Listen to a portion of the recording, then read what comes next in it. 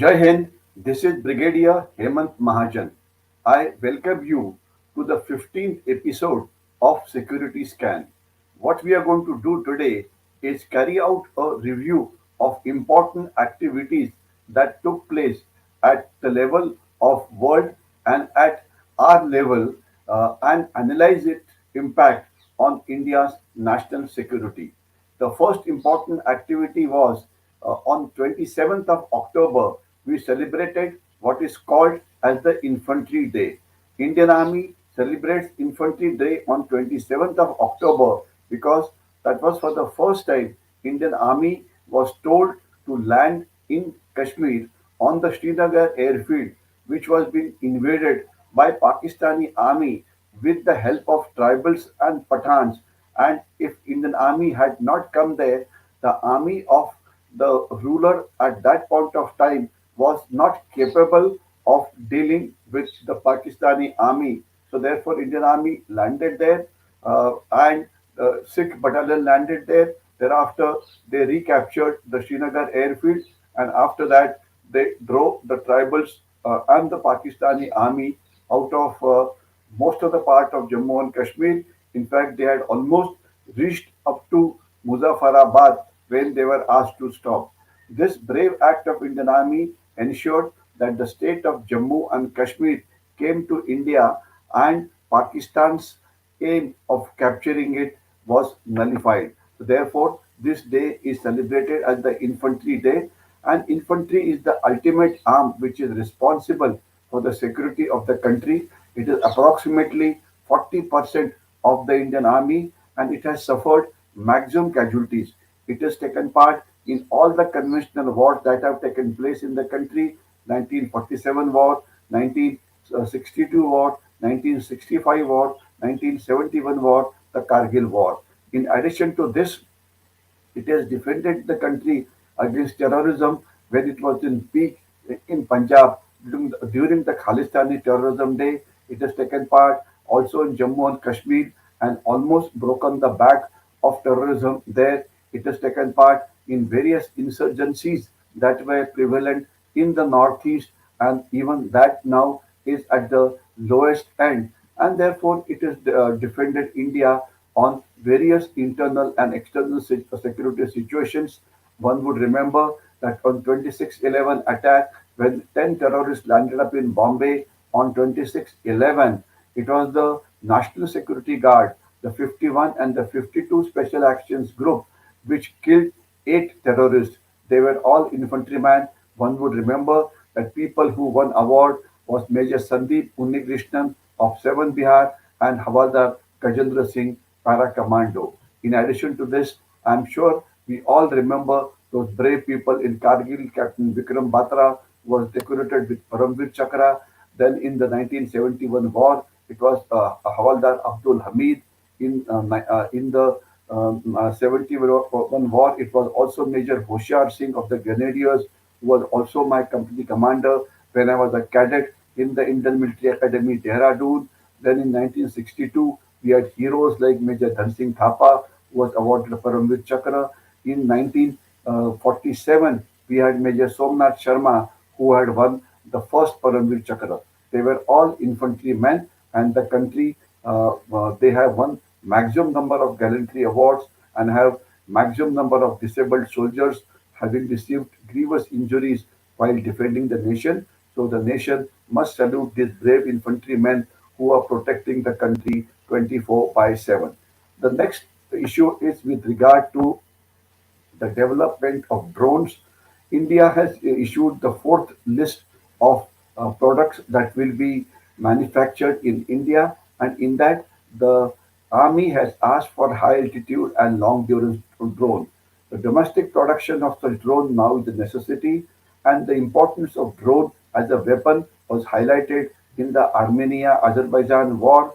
Also, during Ukraine, how the Ukrainians initially used it to stop the mighty Russian army, and how the Russians have employed the Iranians' drones, which are wreaking havoc on the Ukrainian cities. As far as India's enemies, Pakistan and China, are concerned, they are way ahead of India in drone usage. One would remember that in addition to the Jammu Air Force Station attack, Pakistan has used drones 100 times last year to pump in huge quantity of narcotics in Punjab. And we still haven't found an adequate counter to this narco-terrorism which Pakistan is fueling in the state of Punjab. China is using drones in many ways. We are presently not there, but I'm sure in the days to come, many more drones will be inducted into the armed forces for carrying out surveillance, for carrying out patrolling, for carrying out all kinds of military tasks.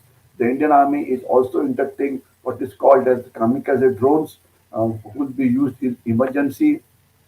It's a private venture between Israel and India, and in addition to this, they'll be used for surveillance in East Ladakh, etc.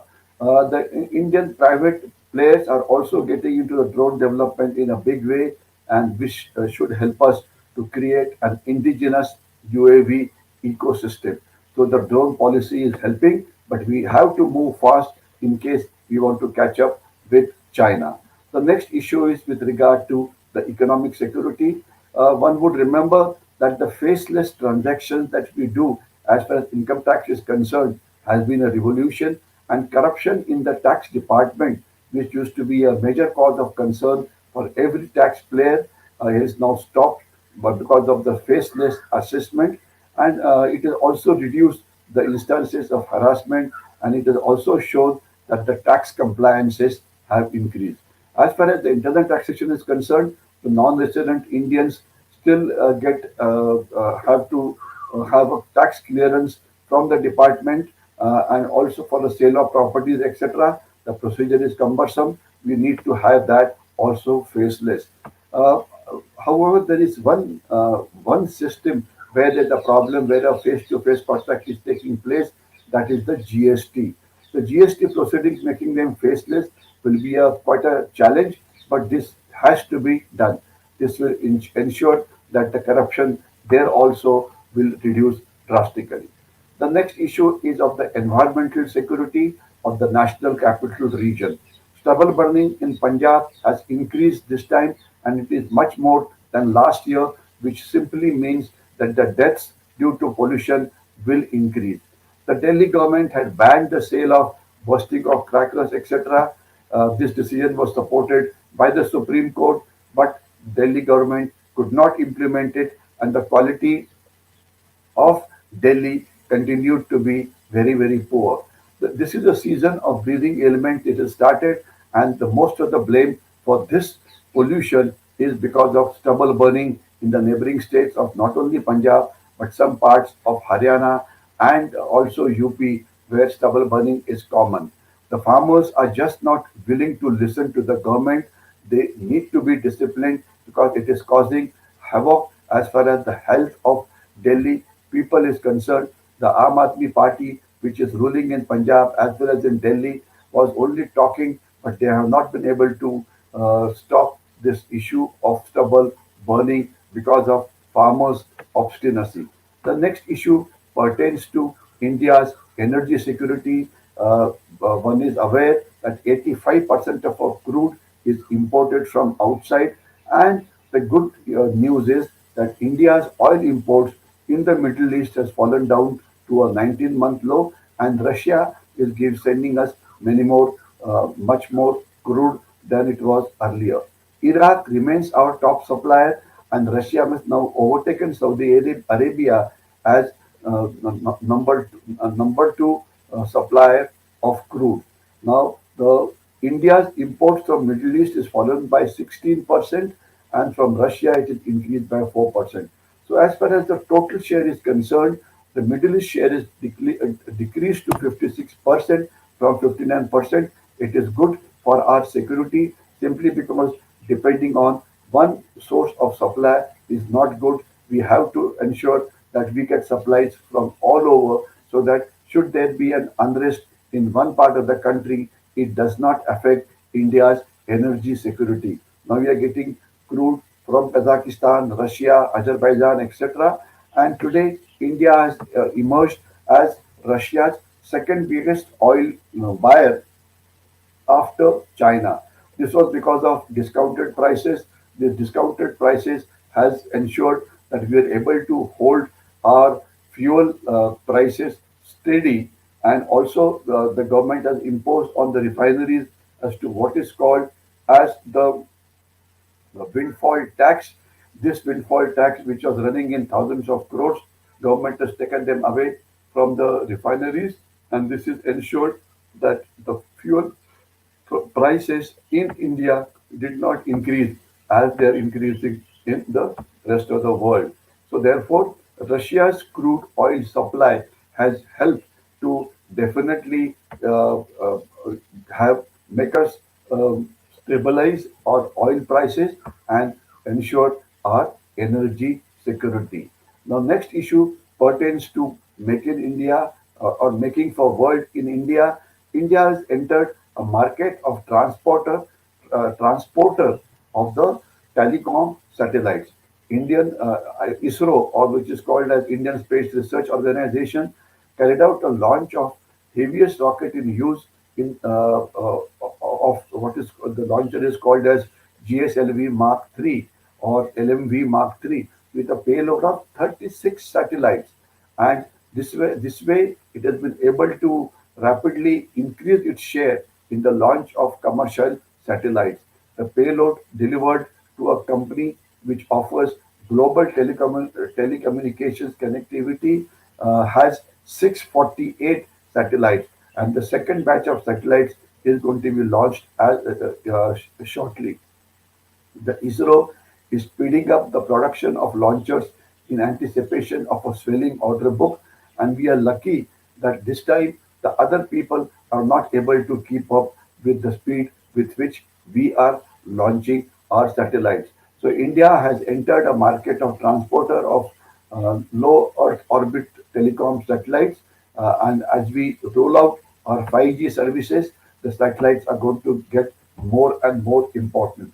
So these two set of launches has established ISRO's capability at a time when Russia, France, China are able to not do it because of Ukraine war, delayed development, and inadequate acceptability of their capability. The shortage of launchers coincides with rising demand, and the market is supposed to be 13 billion by year 2025. So let us hope that we emerge as the world's biggest provider of launchers for telecommunications, and India should not miss this opportunity for setting up its own satellite network of infrastructure, which will tremendously improve our economic productivity. The next issue now pertains to India's external security. One would remember that it is the Hindustan Aeronautics, which, a public sector undertaking which used to manufacture fighter aircraft as far as India was concerned. Now, a new aviation complex for manufacturing military transport aircraft is being built in Gujarat. This will manufacture C-295 transport aircraft that are on order by the Indian Air Force under a deal which is worth 22,000 crores. I repeat, 22,000 crores. It was in 2021, and the plant is coming up in a short while. The facility will manufacture 40 aircraft, 16 will come from Spain. So this is an important step which takes Make in India initiative forward, and it will spur competition between private manufacturers and Hindustan and HAL, Hindustan Aeronautics Limited. Now, next issue is the submarine arm of the Indian Navy. It has received a big boost this week. What has happened is that last week's test of a nuclear capable ballistic missile, which was fired from INS Arihan, was definitely successful. But what is important is, in addition to this, next week, in next few days, we are going to get induction of another nuclear submarines and two diesel electric conventional submarines. Now, one would remember INS Sindhuratna. It is coming back to Mumbai from Russia in the month of February after a medium refit come life extension. It has been upgraded in Russia. Remember this submarine had met with an accident 2 years back, but now everything is fine and it will be operational once again. Now, similarly, Sindhuratna is the second of the four old Russia Kilo class submarines earmarked to undergo a modernization upgrade consisting of 1,400 crores each. As far as the Navy is concerned, it will be commissioning fifth of the six uh, French origin Calvary class Scorpion submarines, which is being built in the Mazgaon docks. With advanced stealth features, Scorpion equipped with both long-range guided torpedoes, anti-ship missiles, and advanced sonars will be a force multiplier. So therefore, India's submarine fleet is definitely increasing because as of now, India has just one nuclear submarine, Arihan, and that is also armed with 750 kilometers of K-15 missile. In addition to that, in our conventional fleet, we have four Scorpion and just six kilo class submarines and four German HDW submarines. As far as our enemy China is concerned, China has more than 50 diesel electric submarines and 10 nuclear submarines. So therefore, what it simply means is they are way ahead of us. India's long-term project of 42,000 crores to construct six new generation conventional submarines with foreign collaboration will take at least a decade for it to launch the first submarine rollout. So therefore, we need to work hard, work with foreign collaborators, make in India, make for the world, and ensure that the submarines required by the Indian Navy are delivered in time. The general appreciation is because of a collusive China and Pakistan threat in the maritime domain, we require at least 18 conventional submarines, 4 SSBN, and 6 nuclear powered submarines. The deficiency has to be made up at the earliest. However, it will take a lot of time still to come up. The next issue is Rishi Sunak, who has become the youngest Prime Minister of United Kingdom, and this is actually a big moment for Indian diaspora, and it is a big moment for all Indians because we have seen that 3 to 4 crore Indians who have left India in pursuit of better prospects have done extremely well outside. Of course, his main priority will be to stabilize UK's economy, combat recession, record inflation, rising tide of unpopularity of his party. His job is very, very tough. But what is important is to analyze as to how did he become a prime minister of a country. One would remember that 75 years back, Winston Churchill had talked about in a very derogatory manner about the Indians. He was saying that India as a country will not survive. Indians are just not capable of doing anything worthwhile. And today, if he was alive, he would have had to eat his words humble because today an Indian or a non-resident Indian is become the prime minister of the country. The Indians do well, very well in Europe, USA, and many Western countries because of many reasons. One, of course, is the environment prevailing there. Second is their hard work, which they have done. Third is the meritocracy, which is prevalent there. Now, can these conditions of meritocracy, hard work, can it be recreated in India so that we become a world power faster? What is important for India is the free trade agreement between India and the United Kingdom. It will improve our economy also. And Sunak has said that he is strongly committed to the deal. And let us hope that this deal is signed as early as possible. Second issue, as far as United Kingdom is concerned, is the security of Hindus and Sikhs in UK who are in a large number there, settled there because of the jihadi elements and the Khalistani elements. This is a cause of concern, and I'm sure Rishi Sunak's government will take care of it. Sunak is also known for his strong views on China. He said that he will stop the Chinese infiltration that is taking place into various segments of the British society. So we must make full use of his views on China and use him to build an alliance against China, because Chinese challenge can only be faced properly if you take a help of all like-minded countries. The next issue is Chinese President Xi, his unparalleled authority and his election as a secretary of the Chinese Communist Party for the third time. In fact, he is going to be the president now for the lifetime. A lot has been written on this. All that I will say, how did the world react to his securing the third term? The Chinese stocks were rooted by $6 trillion. I repeat, $6 trillion. That means almost 40-50% their value came down. Now, what we have to look at it in a more positive way. There are a lot of big gains to be made by India by Xi's takeover. The China and the Western world tensions have ensured that they are very unhappy with him, and lot of manufacturing industry is wanting to shift into India. At least 20 to 30% of industry, if it shifts into India, it will be a big help as far as India's economy is concerned. They are doing it because they want to hedge the manufacturing of all the goods in China.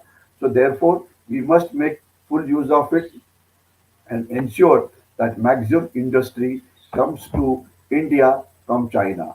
The next issue is there are a large number of military exercises which we have lined up against China with the Quad countries, with the AUKUS countries, with the Asian countries.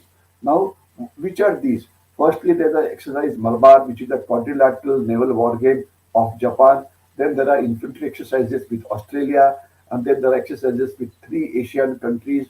Then there's a high altitude exercise with the United States near to the LAC with China.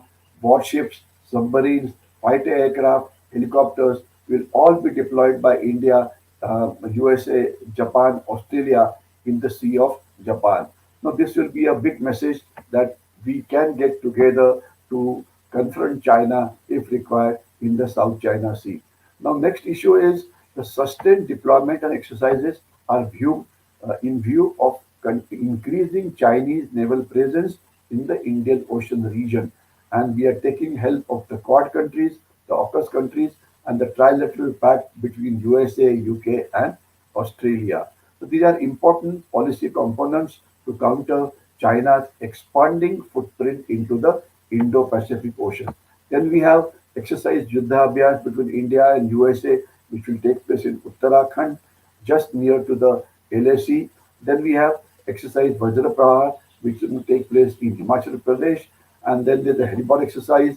India had also participated in a pitch black air combat exercise in Darwin. Then there's also exercise in the Mahajan field firing ranges. India has also started an exercise called Simbex with Singapore in the Bay of Bengal. Then there's also an exercise called Agni Warrior, which is going to start in onto the on the, in Devrali from the in the month of November. Indian Army will take another exercise called Shakti, which will take place with Malaysia, Garud Shakti with Indonesia, etc. So all such exercises build up strategic cooperation, military interoperability with like-minded countries, with their armed forces also. It gives us an opportunity to improve our combat skills and operational tactics. The new national security strategy of the USA was published recently, and it looks at China as a very big enemy. So therefore, India and the USA has a chance to work together to have a because both the countries have a vision of free and open Indo-Pacific. So the new national security strategy of USA is advantage as far as India is concerned. Now, just very briefly on the Ukraine war, the Russian Prime Minister Putin has been threatening use of nuclear weapons. He's talking about use of dirty bomb, which he claims that Ukrainians are using. I'm sure all of us know what is dirty bomb. Dirty bomb is basically using the residue of a nuclear plant, which is radioactive, blown up by a normal conventional explosive. which spreads around, and the radiation which comes out of the residue is basically what causes injuries, what causes death, etc. So, dirty bomb is a real threat, and people are saying that possibly this kind of a tactics Putin will use, and he will want to use his tactical nuclear weapons. Now, as a world has to make it clear to anybody and everybody that nuclear weapons is a red line which nobody should cross. However, we have to watch the situation with intently because anything is possible. Now, to end my presentation today, I'll talk about a report. Last week, there was a annual World Bank meeting of 2022 in which many global policymakers, many think tanks, many investors came together and talked about the state of world economy, including the India's economy. Their assessment was that India has improved economy's productivity hell of a lot. Earlier, Indian economy was known for low productivity. In recent years, the digitization has improved the productivity significantly. Also, 10% of our commerce is shifted to e-commerce. This has made it more efficient. Use of artificial intelligence is expected to improve the agricultural yield by at least 15%. I repeat, 15%. Then, as far as logistics sector is concerned, we have started a policy called Gati Shakti, etc., which will reduce the logistics cost by 50%. Digitization in manufacturing is ensuring that the reduction in machine downtime is down by 30%. The labor productivity has increased by 50%. And most important has been India's resolve towards fiscal discipline, inflation management, and our average inflation is just 4.8%. So the global corporates are wanting to shift 20 to 30% of their manufacturing into India, and India will provide a good alternative destination. Plenty of public and private capital is available. Startup ecosystem has started making contribution to the Indian economy. There are more than 76,000 startups which are available, which have increased the direct and indirect jobs by millions. So therefore, because of good control over inflation, good control on the currency and fiscal front, we have ensured that the productivity of our economy has increased, thereby making India an attractive destination as far as world manufacturing is concerned. I think I'll stop here. And if you like the video, like it and share it with as many people as possible. Jai Hind.